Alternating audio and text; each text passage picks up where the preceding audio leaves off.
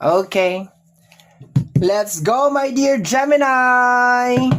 First 15 days of April 2024. First 15 days. This is from April 1 hanggang April 15, 2024. General reading. Ulitin ko, mga my dear Gemini, ang gagawin po natin ngayon ay general reading. So, hindi po ito 100% na magre-resonate para sa ating lahat. So, please lower your expectation pagdating po sa mga general reading. Hindi po tayo gagamit ngayon ng mga oracle card. Pagpapahingahin natin yung mga oracle card ngayon. Focus lamang tayo sa regular set of cards.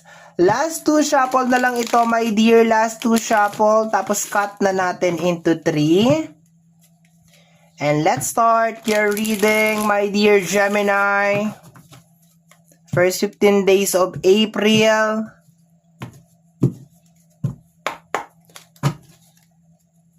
First card mo, my dear Gemini, is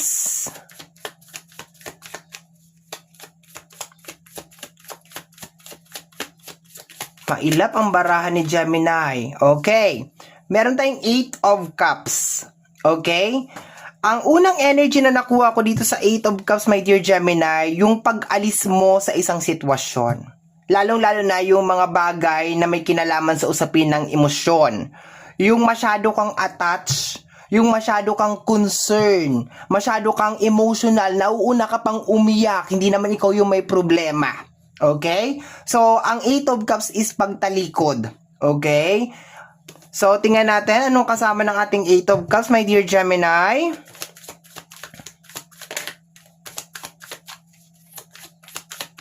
Ang kasama ng ating 8 of Cups ay emotional yan eh. More on emotional. Okay, we have here the 3 of Pentacles. Okay, posibleng may kinalaman sa katrabaho. Okay, amo. Yun ang nakukuha ko dito. Posible yung iba sa inyo, my dear, ay lilipat ng trabaho or lilipat ng amo o ilalayo ang sarili ninyo sa katrabaho. Yun ang nakukuha ko dito sa dalawang card na ito, my dear. Okay? Pero ang lakas ng energy na baka itong 8 of Cups mo ay may kinalaman sa panibagong amo or panibagong trabaho. Okay? Tingnan natin. We have here the Knight of Pentacles. Okay, may kinalaman sa usapin ng pinansyal. Baka mag-upgrade ka, my dear, na may kinalaman sa usapin ng pinansyal kasi ang Knight ay may kinalaman yan sa hunting of Pentacles, okay, or paghahanap ng pera. Baka hindi ka na masaya, my dear, sa trabaho mo, kung saan ka kumikita. Nakakaramdam ka, my dear, ng emotional drain, okay, napapagod ka, na-stress ka. Kaya marami sa inyo, first 15 days of April, ay magdi-decide, my dear, na magtingin-tingin, 'di ba? Magtingin-tingin, baka meron diyan mga bakante or meron diyaang lugar na mas mabibigyan ka pa ng importansya, my dear, okay? Yung iba naman sa inyo, additional income. Okay, yun ang nakukuha ko diyan. Okay, next card. Okay, we have here the 7 of Wands, the defensive energy, okay? Naramdaman ko yung confidence, my dear. Okay? So, marami sa inyo, my dear, magkakaroon ng kakaibang confidence, my dear, sa first 15 days of April na may kinalaman sa usapin ng pananalapi. Okay? So, kung dati medyo mahiyain ka na pumasok sa ganitong business or mag-apply or magtanong-tanong kung pwede ka ba dito or baka ikaw na rin mismo, my dear Gemini, nagda-doubt ka na rin sa sarili mo na hindi mo na kaya yung isang bagay. Dito, my dear, sa card sa lamesa natin, nagkakaroon ka na ng confidence. Okay? If just in case on, my dear, medyo na brainwash ka or meron mga tao na nagsasabi sa iyo, my dear Gemini, na hindi mo kaya yan, matatanggal yung negative na energy na yon. Okay, mawawala yun sa isip mo, my dear. Mabubuo lang talaga, my dear, yung confidence mo dito sa ating 4 na cards sa lamesa.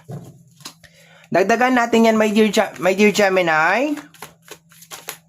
Ano to? We have here the Ace of Sword, pagbabago, my dear, okay? So, change, posible my dear, pabago-bago din my dear ang iyong isipan dito, okay? Pero ang alam ko kasi ang pinaka-goal mo lang dito sa combination ng 8 of Cups at saka Ace of Swords is masolusyonan ang problema na may kinalaman sa usapin ng pinansyal, okay? Kasi ang lakas ng energy ng dalawang pinansyal dito, pero gagawa ka talaga ng mga changes my dear, posible sa pagkakakitaan mo, sa source of income mo my dear Gemini, meron talagang malaking pagbabago dito my dear, and yung confidence my dear ay nandoon talaga. Okay? Last 3 cards tayo. We have here the 9 of Pentacles. Ayan o. So sa energy ng 9 of Pentacles, financial independence, okay? So, nakukuha ko dito, my dear, na gusto mo pang makaipon, gusto mo pang magkaroon ng pera, okay? Bakit pumapasok yung energy ng relationship?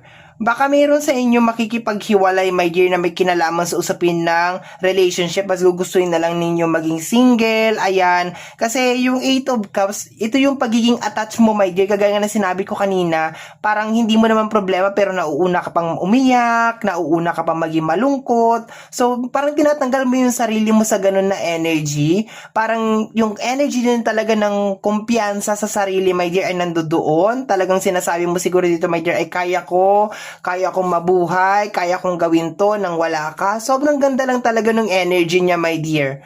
Okay, next card. The 10 of Wands. Ayan o, the all by myself cards, kakayanin mo to, my dear, maski mag-isa ka. May suporta man ng ibang tao or wala, kakayanin mo to mag-isa, my dear. Meron kang tatahaking na panibagong landas dito, my dear.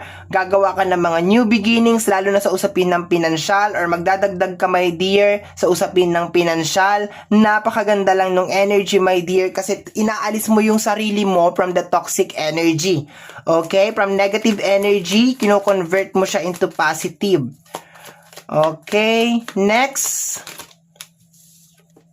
The Chariot. Ayan, no? So, posible din meron mga travel dito, my dear Gemini. Ayan, no? And the 3 of Wands. Ayan, no? Meron talaga sa inyo magbubukas ng business, magpapalit ng trabaho, magpapalit ng employer. Ang ganda. Okay? Pero nakukuha ko rin dito yung energy ng pakikipaghiwalay, my dear, kasi nandito ang 9 of Pentacles. Parang sinasabi mo dito, kaya ko nang mag-isa, mas maganda pang maging mag-isa na lang ako.